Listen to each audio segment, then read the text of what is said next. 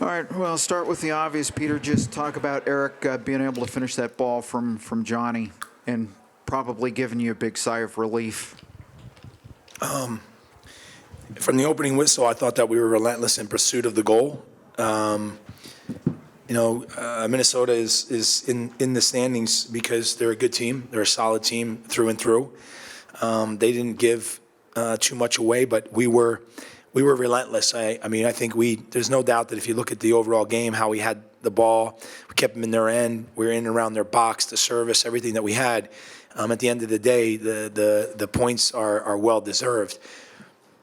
But it was the relentlessness of the guys in pursuit of that goal is why we scored like 84th, 5th, whatever that minute was, because we weren't going to be denied. We had too many chances. And so great weighted pass by Johnny, but excellent run by Hurtado and really good intelligence to see the keeper coming out, get around him, and then he's a very powerful guy, and so for him to make the separation like he did doesn't surprise me. But he did a really good job of finishing the ball under a lot of, because he had both central defenders actually recovering to the goal as well. So it was a good finish.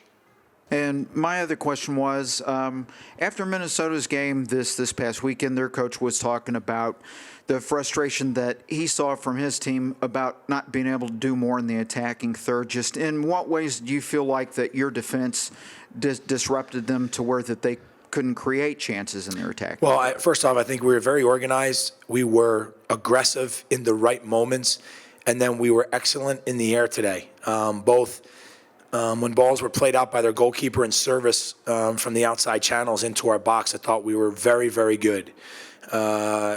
The other thing, too, is when Quintero came on, he started to buzz around a little bit and cause a little bit of problem, but we also made a few changes that moment to get some fresh legs on the field in a couple positions.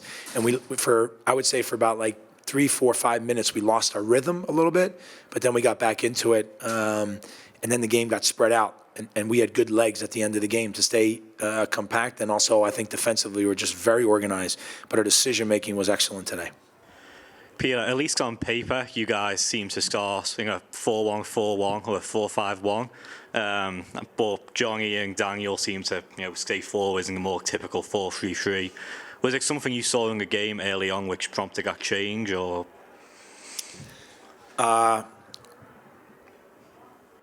I probably don't really want to talk so much about tactics. What I will say is that there are certain things that we're very aware that they do both offensively and defensively, and those are the things that we worked on this week. I think one of the things that we were very good at was in the build-up and in possession, and it's because of one of the things that we talked about that we wanted to do based on things that they do, and we executed very well today. We were very good on the ball for most of the game. We didn't give the ball away in really bad spots that put us under pressure. In the last 2 games, we've seen Gutierrez playing a 6 over Ilya. Is there what's the thought process behind that? So we've had some guys that have played a lot of games this season, more so because we started out with so many games in the beginning of the year with Champions League, and I have to keep a freshness in the group.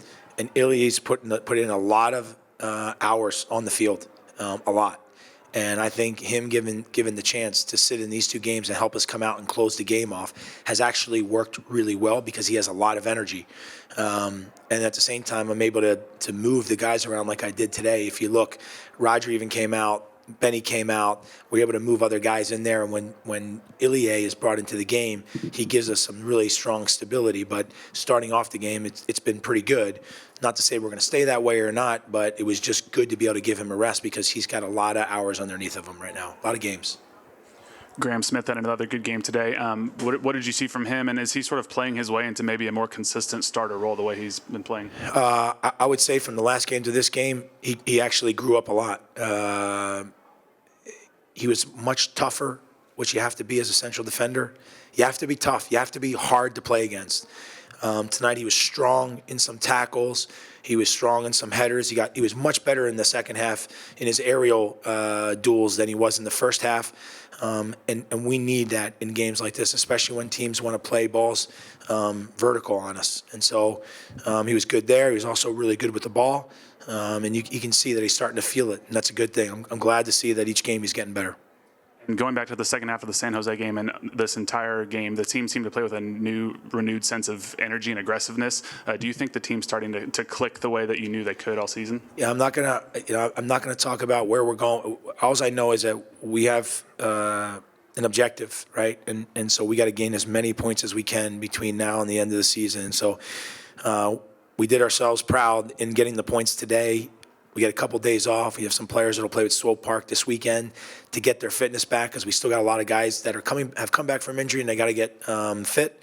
We'll use the Swope Park Rangers to help that happen, and then we'll have a really good, solid week next week and get ready for our next game. You know, we have a lot of work to do, and right now it starts with our game next week. Peter, it seemed like Eric was having a pretty frustrating 88 minutes out there. What prompted you? You used 3 subs, but what prompted you to keep him in the game? I mean, personally, I wouldn't agree with maybe he was frustrated. I don't know. Yeah, maybe. But that's because, I mean, he wants to do well for the team. But the good thing about him is that he's got incredible work rate.